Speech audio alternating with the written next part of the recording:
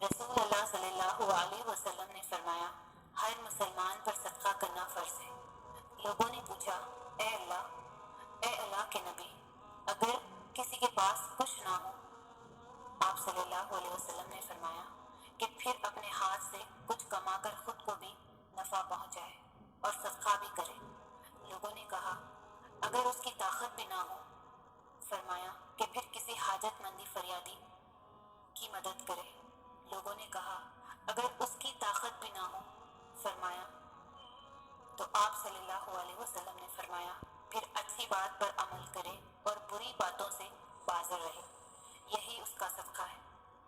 صدقہ انسان کو کبھی بھی خالی نہیں رہنے دیتا، نیکیوں کے حوالے سے بھی اور مال کے حوالے سے بھی۔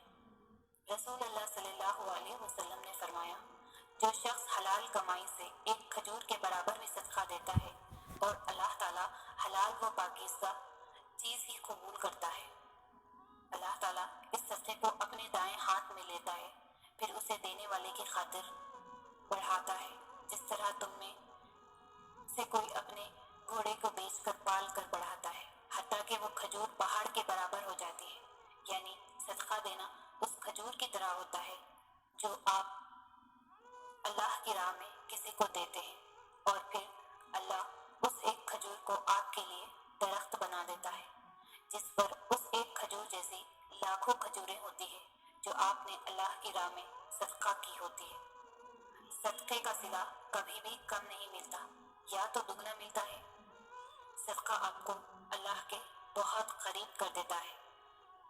پتہ ہے ہمیں اللہ پر کیسا یقین رکھنا چاہیے؟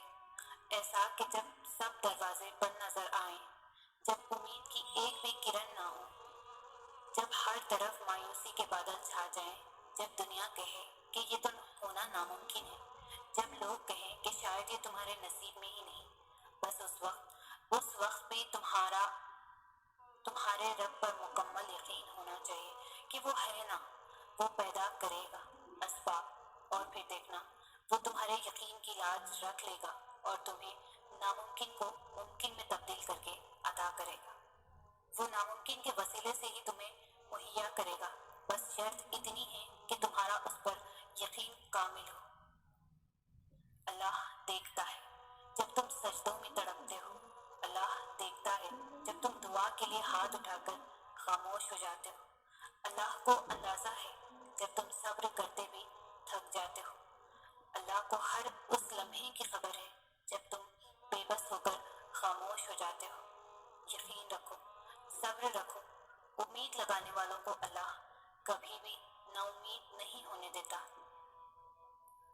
جس دن دعا مانگنے کے بعد ہمارے دل سے یہ شک ختم ہو جائے گا کہ دعا پوری ہوگی یا نہیں، اس دن سے ہماری دعائیں پوری ہونے میں زیادہ وقت نہیں لگے گا۔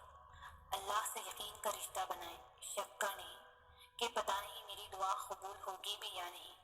اللہ ہماری ہر دعا سنتا ہے، بس وہ آزماتا ہے کہ میرا بندہ کب تک صبر کرتا ہے، کب تک اپنی دعا کے پورا ہونے کا یقین رکھتا ہے۔ پھر جو لوگ پختہ یقین رکھتے ہیں ان کی دعائیں رنگ لے آتی ہیں، اور جو دل میں شک رکھتے ہیں وہ خالی ہاتھ رہ جاتے ہیں۔ جو اللہ کو چنتا ہے اللہ اسے چن لیتا ہے، وہ اتنا پاک ہے جسے چنتا ہے اسے پاک کر دیتا ہے۔ عشق والوں کو وہ اپنی راہ میں قربان ہونے کے لیے چنتا ہے، محبت والوں کو اپنی رضا میں راضی رہنے کے لیے چنتا ہے، صبر والوں کو اپنی راہ میں آزمائش سے گزار کر پاک ہونے کے لیے چنتا ہے، ہدایت والوں کو اپنی راہ کی جستجو میں چنتا ہے، اور جسے وہ چن لے پھر اسے عام سے خاص کر دیتا ہے، اتنا خاص کہ پھر وہ فرماتا ہے، مجھے یاد کرو میں تمہیں یاد کروں گا۔ زندگی سے اور اللہ سے راضی ہونے کا بس ایک ہی طریقہ ہے کہ یہ قبول کر لیا جائے کہ کچھ بھی ہمارا نہیں ہے، کچھ بھی ہمارا نہیں تھا اور کچھ بھی ہمارا نہیں ہوگا۔ سب دنیاوی اٹیچمنٹس ہیں جو اللہ کی ہے، اللہ کی طرف سے ہے اور اللہ کی طرف ہی واپس لوٹ جانی ہے۔ ساری محبتیں، ساری الفتیں، سب دوستیاں، سب آسائشاں، آپ بھی، میں بھی اور ہم سب اسی کے ہیں، وہی ہمارا آخری ٹھکانہ ہے۔ جو تاخیر رب کی طرف سے ہو وہ ہمیشہ خیر لاتی ہے، ہر صابر کے حصے میں بشارت آتی ہے، اور اس بشارت سے ذرا دیر پہلے شیطان اندھیرے بڑھا دیتا ہے۔ یہ کام وہ ہر اس مومن کے ساتھ کرتا ہے جو اپنی ہر آزمائش میں صابر رہا۔